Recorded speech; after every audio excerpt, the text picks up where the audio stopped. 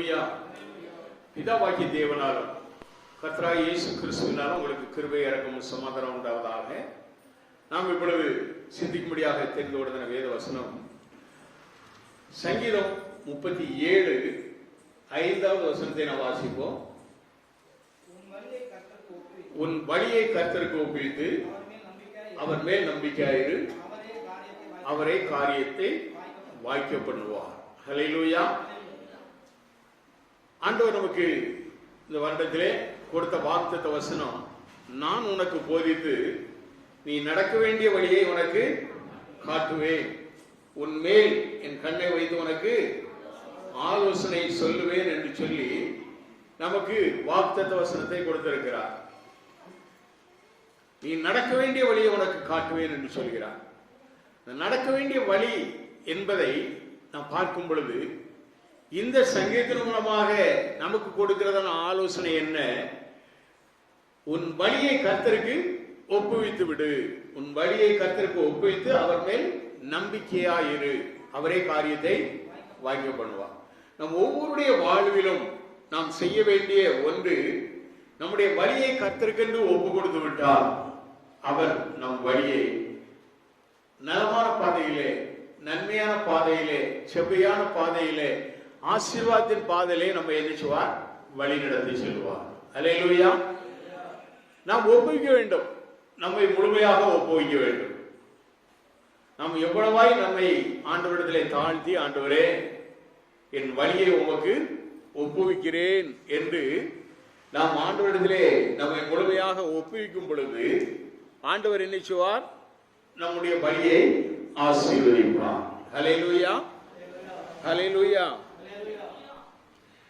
நான் பார்க்கிற இந்த சங்கீதக்காரன் சொல்வதை போல சங்கீதம் 18:21 நாம் வாசிக்கும் பொழுது அங்கு நாம் பார்க்கிறோம், கர்த்தருடைய வழிகளை கை கொண்டு வந்தேன், நான் என் தேவனுக்கு துரோகம் பண்ணினதில்லை என்று தாவீது ராஜா சொல்கிறார். கர்த்தருடைய வழியை நான் கை கொண்டு வந்தேன். அப்ப ஆண்டவருடைய வழியிலே நாம் செல்லும் பொழுது ஆண்டவருக்கு நாம் துரோகம் பண்ணாதபடி நம்முடைய வாழ்க்கை அமையும் பொழுது கர்த்தர் நம்மை ஆசீர்வதிக்கிறார். தாவீது அதை என்ன செய்கிறார்? நான் ஆண்டவருடைய தேவனுடைய வழியை நான் என்ன செய்தேன்? கை கொண்டு வந்தேன். அப்ப கர்த்தர் காட்டும் வழியிலே நாம் நடக்க வேண்டும்.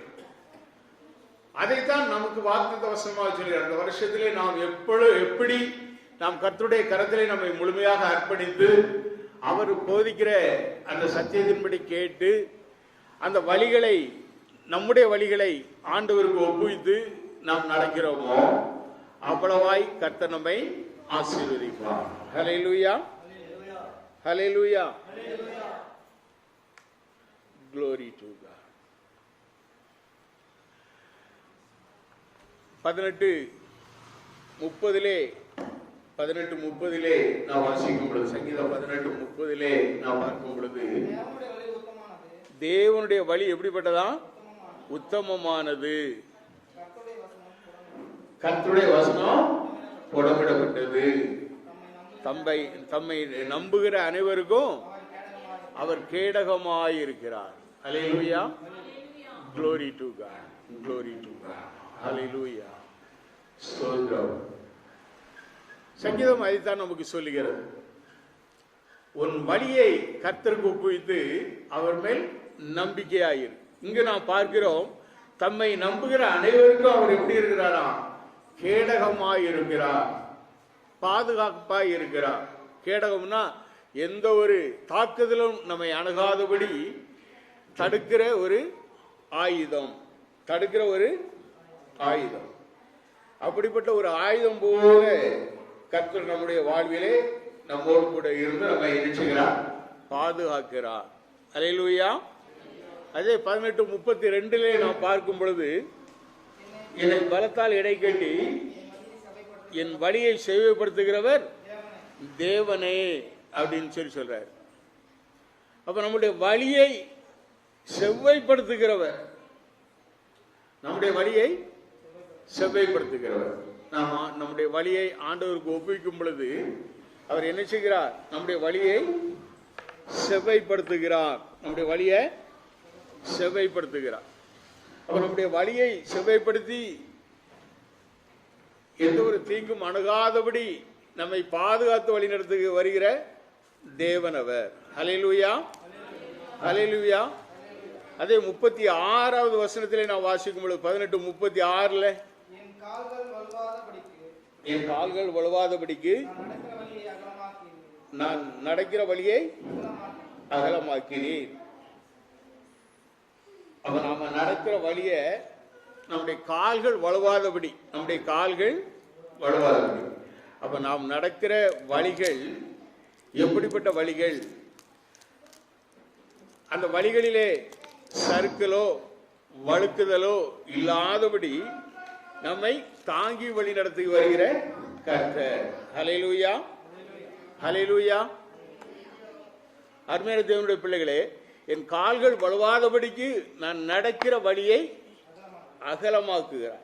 ஹல்லேலூயா. நம் ஒவ்வொருடைய வாழ்விலும் அப்படியாக கர்த்தர் நம்மோடு கூட இருந்து நம்மை ஆசீர்வதிக்க வேண்டும் என்று சொன்னால் நாம் நம்முடைய வழியை என்ன செய்யணும்? ஆண்டவருக்கு ஒப்புவிக்க வேண்டும். ஆண்டவருடைய கருத்தில் நம்மை முழுமையாக அர்ப்பணித்து ஒப்புவிக்க வேண்டும். நம்முடைய வழி தாறுமாறான வழிகளாக இருந்தால் நாம் ஆசீர்வாதம் பெற முடியவே முடியாது. அதனால்தான் சங்கீதக்காரன் இன்னும் கூட ஒரு வார்த்தையை சொல்லுகிறார். எப்படி கேட்கிறார்? சங்கீதம் 25:4 கர்த்தாவே உம்முடைய வழிகளை எனக்கு தெரிவியும், உம்முடைய பாதைகளை எனக்கு போதித்தரும் என்று சொல்லுகிறார். கர்த்தர் நல்லவரும் உத்தமருமாய் இருக்கிறார், ஆகையால் பாவிகளுக்கு வழியை தெரிவிக்கிறார் என்று அதே சங்கீதம் 25:8 நாம் வாசிக்கிறோம். அருமையான தேவனுடைய பிள்ளைகளை, நம்முடைய வழியை ஆண்டவருக்கு ஒப்புவிப்போம். நம்முடைய வழியை ஆண்டவருக்கு முழுமையாக அர்ப்பணிப்போம். நீங்க ஆதியாகம புத்தகத்திலே நீங்க பாப்பீங்கன்னு சொல்லுன்னா, Glory to God. 6ஆம் அதிகாரம் 12வது வசனத்தில் நாம் பார்க்கும் பொழுது, தேவன் பூமியை பார்த்தார், இதோ அது சீர்கெட்டதா இருந்தது, மாம்சமான யாவரும் பூமி மேல் தங்கள் வழிகளை கெடுத்துக் கொண்டிருந்தார்கள் என்று சொல்லி அதிலே நாம் பார்க்கிறோம். இந்த 6ஆம் அதிகாரத்தில் தான் ஆண்டவர் நோவாவை தெரிந்து கொள்கிறார். நோவாவுக்கு ஆண்டவர் ஒரு கட்டளை கொடுக்கிறார். நீ ஒரு பேழையை செய் என்று ஆண்டவர் என்ன செய்கிறார்? நோவாவுக்கு சொல்கிறார். நோவா ஒரு பேழையை செய்கிறார். அந்த பேழையின் மூலமாக நோவாவும் அவனுடைய மனைவியும் அவனுடைய 3 குமாரரும் 3 குமாரருடைய மனைவிகளும் பாதுகாக்கப்படுகிறார்கள். நோவாவின் முழு குடும்பமும் பாதுகாக்கப்படுகிறது. காரணம் என்ன? நோவாவை ஆண்டவர் ஒரு உத்தமனாக பார்க்கிறார். அவருடைய வழி அவருக்கு பிரியமாய் இருந்தது. நான் வாசித்த சங்கீதம் 37:23 நான் வாசிக்கும் பொழுது, நல்ல மனுஷனுடைய நடைகள் கர்த்தரால் உறுதிப்படும், அவனுடைய வழியின் மேல் அவர் பிரியமாய் இருக்கிறார் என்று நாம் வாசிக்கிறோம். அருமையான தேவனுடைய பிள்ளைகளே, நம்முடைய வழிகள் கர்த்தருக்கு பிரியமாய் காணப்படுகிறதா? ஜனங்கள் எல்லாரும் தங்களுடைய வழியை கெடுத்துக் கொண்டார்கள் என்று சொல்லி நாம் வாசித்தோமே ஆதியாகமம் 6:12. அப்படியாக நம்முடைய வழிகள் கர்த்தருக்கு பிரியமாய் காணப்படுகிறதா, இல்லை கெடுத்துக் கொண்டு இருக்கிறோமா? எந்த வழியிலே நாம் நடக்கிறோம்? ஆண்டவரிடத்தில் இந்த வருஷத்துல நாம கேட்க வேண்டிய ஒரே ஒரு காரியம், இந்த சங்கீதம் 32:8 நான் உனக்கு போதித்து நீ நடக்க வேண்டிய வழியை உனக்கு காட்டுவேன், உன் மேல் என் கண்ணை வைத்து உனக்கு ஆலோசனை சொல்லுவேன் என்று சொன்ன அந்த ஆண்டவரிடத்தில் இந்த வசனத்தை சொல்லி சொல்லி, ஆண்டவரே என்னுடைய வழியை உம்மிடத்திலே ஒப்புவிக்கிறேன், நீர்தாமே எனக்கு நல்வழி காட்டும், என்னை உம்முடைய வழிகளிலே என்னை நடத்தும் என்று சொல்லி நாம் கேட்கும் பொழுது ஆண்டவர் என்ன செய்வார்? அவர் தம்முடைய வழிகளிலே நம்மை நடத்துவார். நீங்க நீதிமொழிகள் 16வது வசனத்திலே நாம் வாசிக்கும் பொழுது 16:2 2 நாம் பார்க்கும் பொழுது 16:2 மனுஷனுடைய வழிகள் எல்லாம் அதன் பார்வைக்கு சுத்தமானவைகள். மனுஷனுடைய வழிகள் எல்லாம் அவன் பார்வைக்கும் சரி அதனுடைய பார்வைக்கும் சரி எப்படி இருக்கலாம்? சுத்தமானவைகள். நான் நடக்கிற வழி சரிதான், நான் போற பாடம் சரிதான். யாராவது தன்னுடைய தப்பியத்தை உணர்கிறார்களா? நம்ம போற வழி சரியில்லை, நம்ம தவறான பாதையில போறோம்னு சொல்லிட்டு யாராவது ஒருத்தர் தன்னுடைய வழிகளை குறித்து அவர்கள் என்ன செய்கிறாங்க? சீர்தூக்கி பார்க்கிறாங்களா? ஆனால் கர்த்தர் சீர்தூக்கி பார்க்கிறார், கர்த்தர் நிறுத்து பார்க்கிறார். அதைத்தான் சொல்கிறது, மனுஷனுடைய வழிகள் எல்லாம் அதன் பார்வைக்கு சுத்தமானவைகள், கர்த்தரோ ஆவிகளை நிறுத்து பார்க்கிறார் என்று சொல்லப்படுகிறது. உன்னுடைய ஆவியை நிறுத்து பார்க்கிறார். நீ எந்த வழியாக போகிறார், எந்த வழியா நீ போகிறார், உன்னுடைய போக்கு என்ன, உன்னுடைய வழி என்ன என்பதை குறித்து அங்கே சொல்லப்படுகிறது. அதே செய்ய நீதிமொழிகள் 16:7 ஒருவனுடைய வழிகள் கர்த்தருக்கு பிரியமாய் இருந்தால் அவனுடைய சத்துருக்களும் அவனோடு கூட நினைச்சுவார்கள், சமாதானம் ஆகும்படி செய்வான். சத்துரு கூட நம்ம கூட வந்து சமாதானம் பண்ணிடுவான். நமக்கு ரொம்ப எதிரியா இருப்பான், நமக்கு ரொம்ப வேண்டாதவர்களா இருப்பாங்க. ஆனால் நம்முடைய வழிகள் கர்த்தருக்கு பிரியமாய் இருந்தால் நம்மோடு கூட வந்து அவங்க என்ன செய்வாங்க? சமாதானம் ஆகும்படி செய்வார் என்று சொல்லப்படுகிறது. அருமையான தேவனுடைய பிள்ளைகளே, ஆம்சோத்திரம் அதே 16:25 நாம் பார்க்கும் பொழுது மனுஷனுக்கு செம்மையாய் தோன்றுகிற வழி உண்டு, அது முடிவோ மரண வழிகள் என்று சொல்லப்படுகிறது. மனுஷனுக்கு செம்மையா தோன்றும், நான் போற பாதை ரைட்டு தான், நான் ஒரு அலுப்புக்காக ஒரு உடம்பு வலிக்காக தான் நான் இதை குடிச்சேன் கேட்டாதான் சொல்லுவாங்க. அவங்க என்ன சொல்லுவாங்க? அவங்க குடிச்சதை சரின்னு தான் சொல்லுவாங்க, தவறு சொல்லவே மாட்டாங்க. குடிப்பதற்கு ஒரு காரணம், கவலையை மறப்பதற்காக குடித்தன்னு சொல்லிட்டு அதே கவலையை தான் குழம்பிக்கிட்டு இருப்பாங்க. நீங்க குடிகாரங்களை பாருங்க, குடிச்சு போட்டு ஏன் குடிச்சேன்னா கவலையை மறக்கிறதுக்காக குடிச்சோன்னு சொல்லுவான். ஆனா அவன் வாயிலிருந்து வரக்கூடிய வார்த்தையெல்லாம் பார்த்தீங்கன்னா எந்த கவலையோ அந்த கவலையை தான் திருப்பி திருப்பி என்ன செய்வான்? குழம்பிக்கிட்டே இருப்பான். அப்ப அவன் குடிச்சதுல என்ன பிரயோஜனம்? அவன் குடிச்சதுல.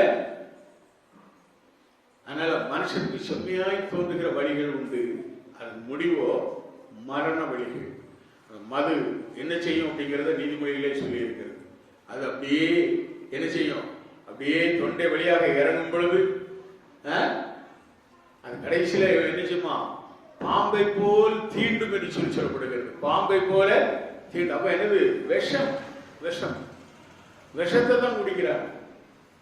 அதனாலதான் பைபிள் நமக்கு தெளிவாக சொல்லுகிறது, மனுஷனுக்கு செம்மையாய் தோன்றுகிற வழி உண்டு, அது முடிவோ மரண வழிகள். அல்லேலூயா. சகோதரம், அருமையான தேவனுடைய பிள்ளைகளே, நாம் செம்மையான வழியிலே நாம் நடக்க வேண்டும். அதைத்தான் சங்கீதக்காரன் சங்கீதம் 1வது சங்கீதத்திலே நாம் வாசிக்கும் பொழுது அங்கு நாம் பார்க்கிறோம். 1வது வசனத்திலே 1:1 துன்மார்க்கருடைய ஆலோசனையில் நடவாமலும் பாவிகளுடைய வழிகளில் நில்லாமலும் பரியாசக்காரர் உட்காரும் இடத்தில் உட்காராமலும் கர்த்தருடைய வேதத்தில் பிரியமாயிருந்து இரவும் பகலும் அவருடைய வேதத்தில் தியானமாயிருக்கிற மனுஷன் பாக்கியவான். அல்லேலூயா. அதே 1ஆம் சங்கீதத்திலே கடைசி வசனத்தை நாம் வாசிக்கும் பொழுது அந்த வேத வசனம் என்ன சொல்கிறது? கர்த்தர் நீதிமான்களின் வழியை அறிந்திருக்கிறார். நீதிமான்கள் யார்? இயேசு கிறிஸ்துடைய ரத்தத்தாலே கழுவப்பட்ட பிள்ளைகள். இயேசு கிறிஸ்துடைய ரத்தத்தாலே கழுவப்பட்ட பிள்ளைகள் நீதிமான்கள். தங்களை முழுமையாக கடவுளுக்கு ஒப்பு கொடுத்து, ஆண்டவராய் இயேசு கிறிஸ்துவே என்னுடைய தெய்வம், அவர் எனக்காக மரித்தார், என் பாவங்கள் எல்லாவற்றையும் அவருடைய ரத்தத்தினாலே கழுவி என்னை சுத்திகரித்திருக்கிறார் என்ற விசுவாசத்துக்குள்ளே கடந்து வருகிறதான ஒவ்வொரு பிள்ளைகளும் நீதிமான்கள். அதனால்தான் வேத வசனம் என்ன சொல்கிறது? நீதிமான்களின் வழியையோ கர்த்தர் நீதிமான்களின் வழியை அறிந்திருக்கிறார், துன்மார்க்கரின் வழியோ அழியும். துன்மார்க்கர் யார்? இந்த துன்மார்க்கர் அவர்கள் பரியாசக்காரர், அவர்கள் பரியாசக்காரர் என்று சொல்லப்படுகிறது. அவர்கள் அந்த துன்மார்க்குடைய ஆலோசனைகளை நடவாமல் பாவிகளுடைய வழியில் நில்லார். அப்ப பாவிகள் என்று சொல்லப்பட அந்த பாவம் செய்கிற அவர்களுடைய அந்த வழியில் நாம் நினைச்சக்கூடாது, நிற்க கூடாது.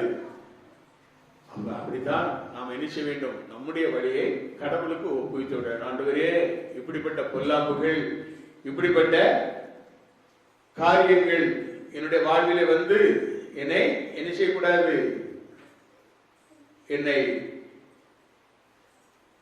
மோசமானவனாக மாற்றிவிடக்கூடாது, நானும் துன்மார்க்கனாக மாறிவிடக்கூடாது.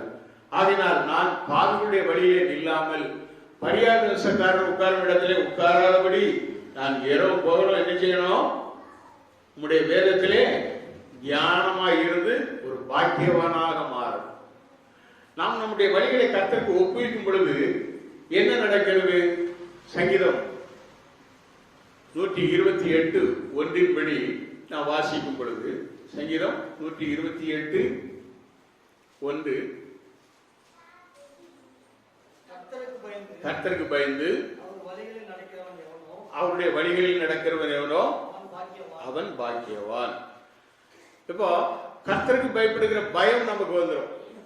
நம்ம ஆண்டவருக்கு ஒப்பு கொடுத்தாயிற்றா, நம்முடைய வழியை கடவுளுக்கு ஒப்புவித்தாயிற்று என்று சொன்னால், ஒவ்வொரு நிமிடமும் ஆண்டவர் நினைச்சுவார், நம்மை வழி நடத்துவார். சங்கீதம்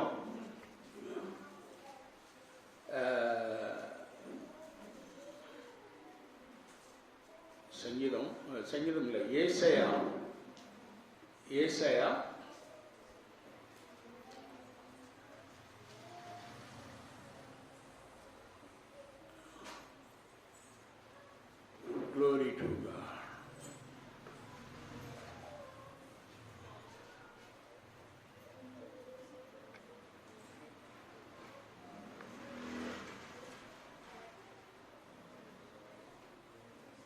30:21, ஏசாயா 30:21.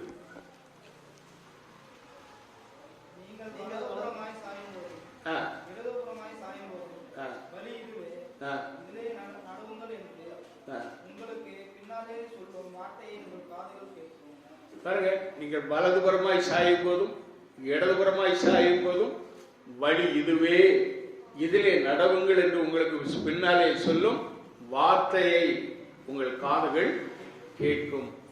அப்ப நம்முடைய வழியை ஆண்டவருக்கு ஒப்புவிக்கும் பொழுது பரிசுத்த ஆவியானவர் நம்ம என்ன செய்கிறார்? வழி நடத்துகிறார்.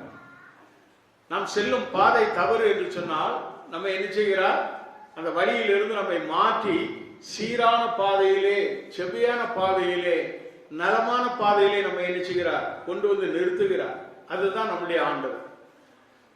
நாம் எவ்வளவாய் ஆண்டவருக்கு நம்மை முழுமையாக ஒப்புவித்து, ஆண்டவரே என் வழியை நீர் என்ன செய்யும்? ஏற்று நடத்தும். நீங்க அந்த சங்கீதம் 139 அதிகாரத்துல 139வது சங்கீதத்துல கடைசி வசனம் என்று நினைக்கிறேன், கடைசி 2 வசனங்களை நீங்கள் வாசிப்பீங்க. என்னன்னா அதுல நம்ம பார்க்கலாம். சங்கீதம் 139 கடைசி 2 வசனம்.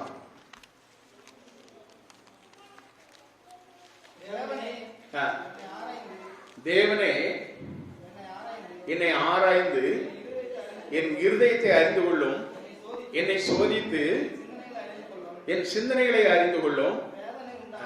அவர் சொல்றாரு, வேதனை உண்டாக்கும் வழி என்னிடத்தில் உண்டோ என்று பார்த்து நித்திய வழியிலே என்னை நடத்தும். வேதனை உண்டாக்கும் வழி அதுதான் தாறுமாறான வழிகள், அதுதான் தடம் புரண்ட வழிகள், அதுதான் மனுஷனுக்கு செம்மையாய் தோன்றுகிற வழிகள். நமக்கு செம்மையாய் தோன்றுகிற வழிகள் உண்டு. அதன் முடிவு எப்படிப்பட்டது? மரண வழி என்று சொல்லி நமக்கு நீதிமொழியின் புத்தகத்திலே நமக்கு ஒரு எச்சரிப்பை கொடுக்கிறார். இங்கு நாம் தாவீதை பார்க்கிறோம். தாவீது சொல்கிறார், வேதனை உண்டாக்கும் வழி என்னிடத்தில் உண்டோ என்று பார்த்து நித்திய வழியிலே என்னை நடத்தும். அப்ப நாம தாவீதை போல ஒரு ஒப்பு கொடுக்கப்பட்ட ஒரு வாழ்வு, நம்முடைய வழியை கர்த்தருக்கு ஒப்புவிப்போம், அவர் மேல் நம்பிக்கையாக இருப்போம். நம்முடைய காரியம், எல்லா காரியத்தையும் அவர் என்ன செய்வார்? வாய்க்கை செய்வார். நம்முடைய வழியை நாம் கர்த்தருக்கு ஒப்புவிக்கும் பொழுது, இதே சங்கீதம் 128:1 நாம் பார்த்தபடி, கர்த்தருக்கு பயந்து அவர் வழிகளில் நடக்கிறவன் எவனோ அவன் பாக்கியவான். அவன் என்ன செய்வான்? அவனுடைய கையின் பிரயாசத்தை சாப்பிடுவாய். உன் கைகளின் பிரயாசத்தை நீ சாப்பிடுவாய். இன்னைக்கு அநேகர் கைகளின் பிரயாசத்தை கொண்டு போய் போடுறாங்க. பார்ல அக்கௌண்ட் வச்சு குடிக்கிறவங்க உண்டு. வாங்குற சம்பளத்தை அப்படியே கொண்டு போய் அக்கௌண்ட்ல கட்டிட்டு வீட்டுக்கு வருவாங்க. மனைவி கஷ்டப்பட்டு அவ பலவிதமான வேலைகளை செய்து அவங்களுக்கு சாப்பாடு போட்டு அவங்களையும் வளர்க்கிறான். யார பிள்ளைகளை தான் வளர்க்கிறான்னு சொன்னா புருஷனையும் சேர்த்து வளர்க்க வேண்டிய ஒரு பரிதாப நிலைமை மனைவிகளுக்கு இருக்கு. காரணம் என்ன? அவங்களுடைய வழிகள் தாறுமாறான வழிகள், மரணத்தை நோக்கிய வழிகள். அது முடிவோ மரண வழி என்று சொல்லி வேதம் சொல்கிறதை போல அந்த தாறுமாறான வழிகள். ஆனால் கர்த்தருக்கு பயந்து அவருடைய வழிகளில் நடக்கிறவன் எவனோ அவன் பாக்கியவான்.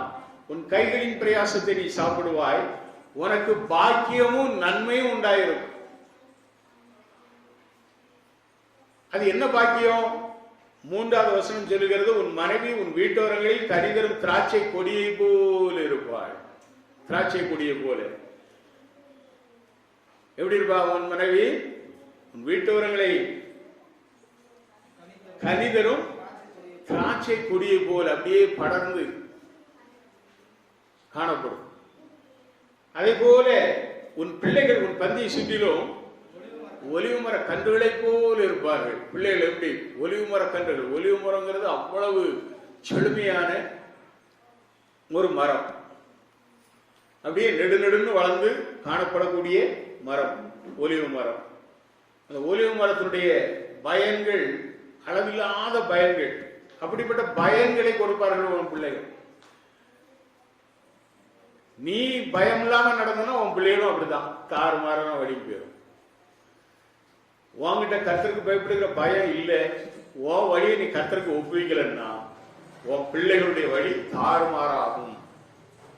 நீ கடவுளுக்கு உன் வழியை ஒப்புவித்தால் உன் பிள்ளைகள் உன்னை சுற்றிலும் எப்படி இருப்பார்கள்? ஒலிவு மர கன்றுகளை போல செழித்திருப்பார்கள்.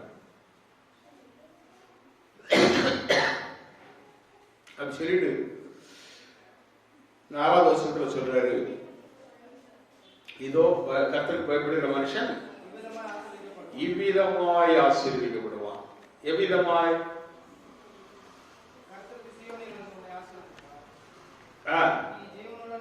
நீ ஜீவனுள்ள நாளெல்லாம் எருசலேமின் வாழ்வை காண்பாய்.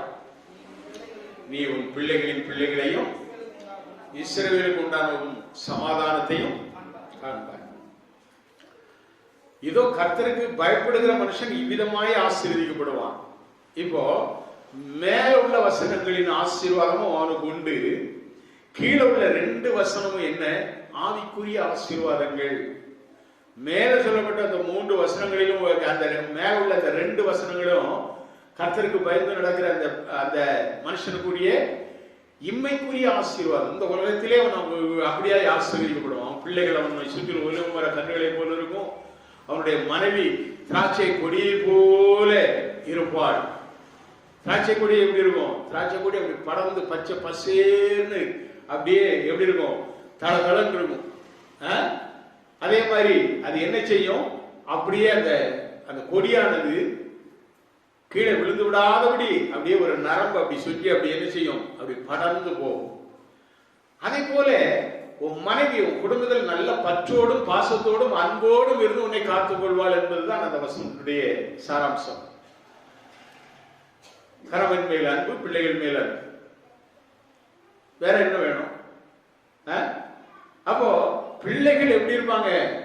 அப்படிப்பட்ட கர்த்தருக்கு பயந்து நடக்கிற பெற்றோர்களுக்கு பிள்ளைகள் ஒலிவு மர கன்றுகளை போல அருமையான பிள்ளைகளாய், நல்ல செழிப்பான பிள்ளைகளாய், கனிதரும் பிள்ளைகளாய், அவர்கள் அபிஷேகம் பெற்ற பிள்ளைகளாய், ஆசீர்வதிக்கப்பட்ட பிள்ளைகளாய் இருப்பார்கள் அப்படின்னு சொல்லிட்டு, இதோ கர்த்தருக்கு பயப்படுகிற மனுஷன் இவ்விதமாய் ஆசீர்வதிக்கப்படுவான் என்று கடைசி 2 வசனத்தில் என்ன சொல்றாரு? கர்த்தர் சீயோனிலிருந்து உன்னை ஆசீர்வதிப்பார், பரலோகத்திலிருந்து உன்னை ஆசீர்வதிப்பார். சீயோன் என்பது பரலோகத்தை குறிக்கும், சீயோன் என்பது தேவனுடைய ஆலயத்தை குறிக்கும். அப்போ கர்த்தர் உன்னை நினைச்சுவாரு, ஆலயத்திலிருந்து உன்னை ஆசீர்வதிப்பார், பரலோகத்திலிருந்து உன்னை ஆசீர்வதிப்பார். நீ ஆண்டவரை தொழுது கொள்ளும் பொழுது கர்த்தர் உன்னை நிச்சயவார், ஆசீர்வதிப்பார் என்று சொல்லிவிட்டு நீ ஜீவனுள்ள நாளெல்லாம் எருசலேமின் வாழ்வை காண்பார்.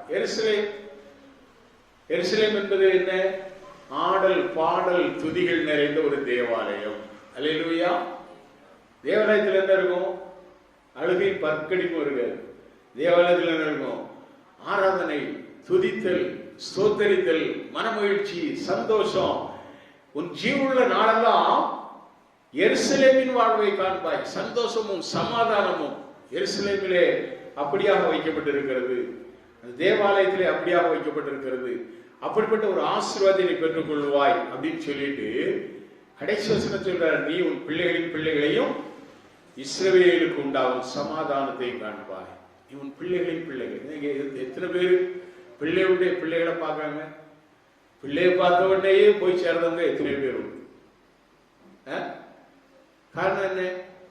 தவறான வழிகள், தப்பான பாதைகள். எத்தனை பேர் அவங்க பிள்ளையுடைய பிள்ளைகளின் வாழ்வை காண்கிறவர்கள், பிள்ளையுடைய பிள்ளைகளை காண்கிறவர்கள், மூன்றாம் நான்காம் தலைமுறைகளை கண்ட எத்தனையோ பேர் இருக்கிறாங்க. காரணம் என்ன?